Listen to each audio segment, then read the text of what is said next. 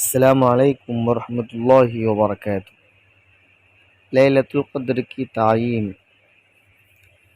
لیلۃ القدر کو یعنی شب قدر کو تلاش کرنا۔ عن عائشہ رضی اللہ عنہ ان رسول اللہ صلی اللہ علیہ وسلم قال تحروا لیلۃ القدر فی الوتر من العشر الاواخر من رمضان۔ صحیح البخاری۔ حضرت عائشہ رضی اللہ عنہ سے روایت ہے، رسول اللہ صلی اللہ علیہ وسلم نے فرمایا، لیلۃ القدر کو یعنی شب قدر کو رمضان شریف کی آخری عشرے کی طاق راتوں میں تلاش کرو۔ آخری عشرے کی طاق راتوں میں تلاش کرو۔ طاق راتیں 21، 23، 25، 27، 29 کی راتوں میں شب قدر کو تلاش کرنا ہے۔ یہ طاق راتیں ہیں۔